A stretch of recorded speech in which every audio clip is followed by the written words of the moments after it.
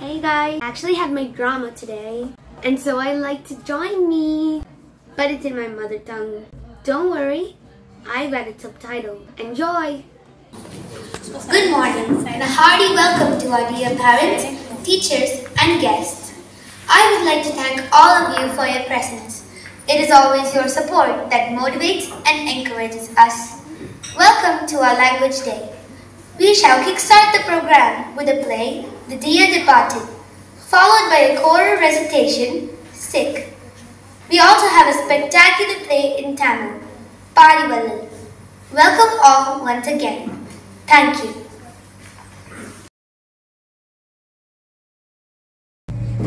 வணக்கம். பாரிவள்ளல் நாடகம். கடையெழு வள்ளல்கள் எழுவருள் ஒருவராகிய பாரி பரம்பு என்ற நிலப்பகுதியை ஆண்ட குறுநில மன்னன் தன்னை நாடி வந்து பாடிய நல்லவர்களின் தமிழுக்கு தன் நாட்டையே பரிசாக கொடுத்தவர் பாரி. அதனால் மக்கள் அவனை வரையாது வழங்கும் வள்ளல் பாரி என்று போற்றினர். கபிலர் அக்காலத்தில் வாழ்ந்த சங்க புலவர்களுள் ஒருவர். அவர் சால்புடைய பாரியிடத்து நட்பு கொண்டிருந்தார். பாரிக்கு அங்கவை சங்கவை என இரு பெண் மக்கள் இருந்தனர். கபிலர் அவர்களுக்கு குருவாக இருந்து நல்முறையில் வழிநடத்தினார். அன்று அரசவை கூடுகிறது.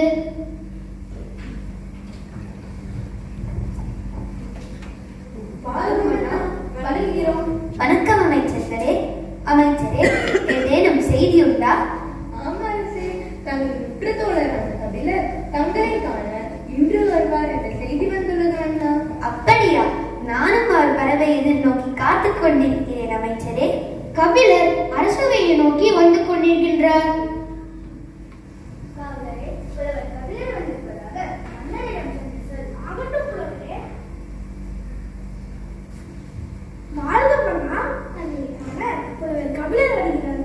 அப்படியா? இதோ அவரை வரவேற்க நானே வருகிறேன். வரவேண்டும் வரவேண்டும் புலவரே. தங்கள் வருகையால் பேரானந்தம் கொண்டேன். பொய்யானாவின் கபிலரென புலவர் பெருமக்களால் போற்றப்படும் தங்களை அரசவை புலவராகவும் என் உற்ற நண்பராகவும் கொண்டதில் பெருமை அடைகிறேன். உண்மைதான் மன்னா, நானும் அதை எண்ணி மகிழ்கிறேன். பாரியின் மகள்களான அங்கவை சங்கவை இருவரும் அரசவையை நோக்கி வருகின்றனர். வாருங்கள் வாருங்கள்.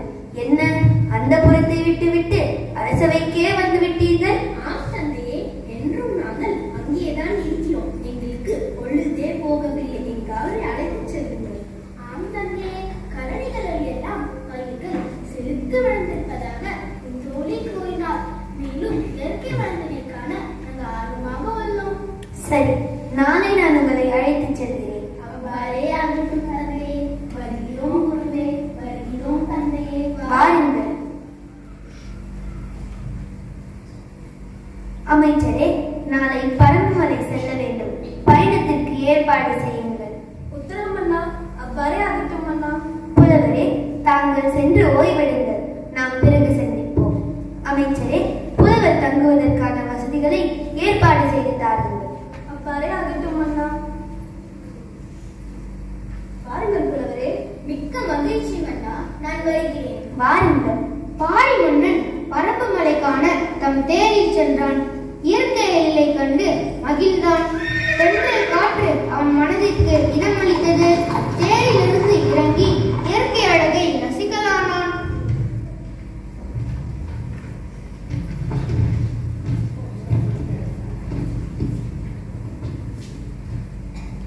ஆஹா, எங்கும் பசுமை, உயர்ந்த மரங்கள், தென்றல் காற்று, மனம் கமழும் வண்ண வண்ண பூக்கள். அதோ குயில் கூவும் சத்தம். குயிலின் குரல் தான் எத்துணை இனிமையானது.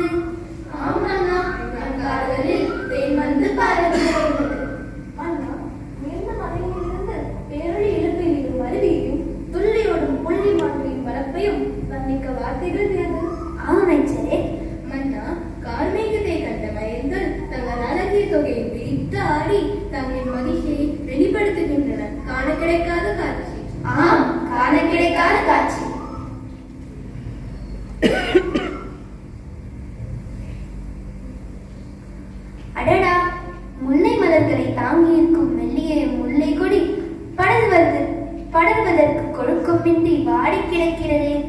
இக்கொடிக்கு பேசும் ஆற்றல் இருக்குமே, ஆனால் தனது வேதனையை கூறி பற்றுக்கோள் ஒன்றினை கேட்டிருக்குமே. மக்களின் தேவைகளை அறிந்து அதனை பூர்த்தி செய்யும் நான் இந்த ஓரறிவ ஜீவனின் தேவையை அறியாது போனேனே. என் மனம் ஏனோ கலங்குகிறது. என்ன செய்வேன் இப்பொழுது? ஆம், அதுதான் சரி. இம்முல்லை கொடி நம் தேரின் மீதே படர்ந்து செழிக்கட்டும்.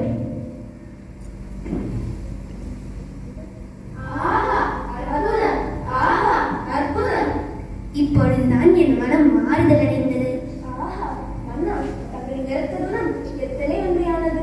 தங்களின் செயல் என்றும் உலக மக்களால் போற்றப்படும். வாழ்க மன்னா, இனி பல்லாண்டு வாழ்க. நன்றி அமைச்சரே. வாருங்கள், நாம் நடந்தே அரண்மனைக்கு செல்வோம். பாரியின் இச்செயல் நாடெங்கும் பரவியது. ஆன்றோரும் சான்றோரும் பாராட்டினர். பாரி மன்னன் மக்கள் மனதில் நீங்கா இடம் பிடித்தான்.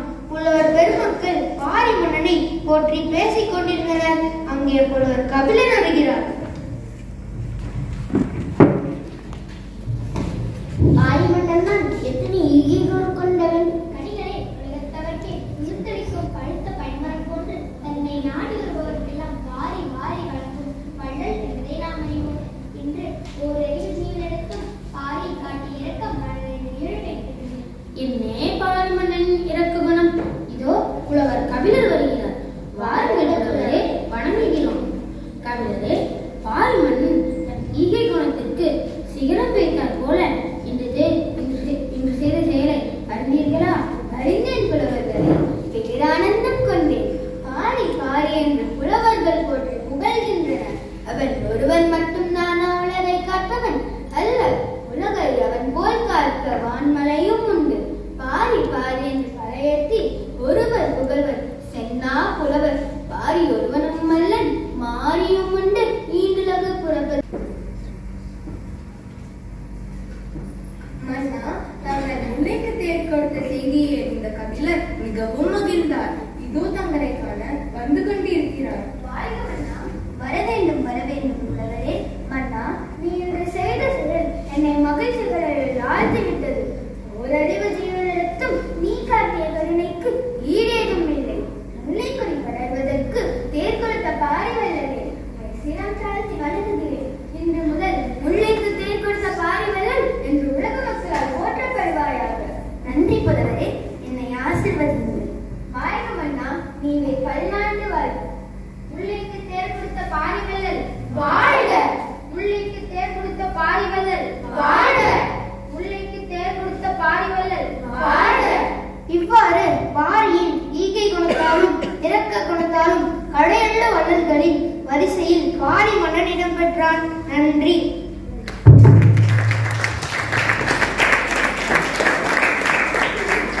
ரூபன் கடையுள்ள வள்ளல்கள் ஒருவரான பாரி வள்ளலின் கதையை தொகுத்து வழங்கிய கலை தொகுப்பாளர் யுவன் சங்கர் அரண்மனை என்றும் காக்கும் காவலாளி. லட்சணா மன்னரின் நச்சரிக்கு என்றும் உறுதுணையாக இருக்கும் அமைச்சர்கள். மாதா பிதா குரு தெய்வம் என்பதை என்றும் மனதில் நினைத்துக் கொண்டு செயல்படும் அங்கவை சங்கவை. ஆராதனா அற்றார் அடிபசிக்கிட்ட நக்கொருவன் பெற்றான் பொருள் வைப்புடி என்ற குரலை என்றும் மனதில் நிறுத்தி செயல்படும் மாமன்னன் பாரி வள்ளல். பொய்யானாவை அவரென உலக மக்களால் போற்றப்படும் கபிலர். மோட்சர் குருஜி செம்மொழியாம் தமிழ் மொழியில் கவி பாடும் புலவர்கள்.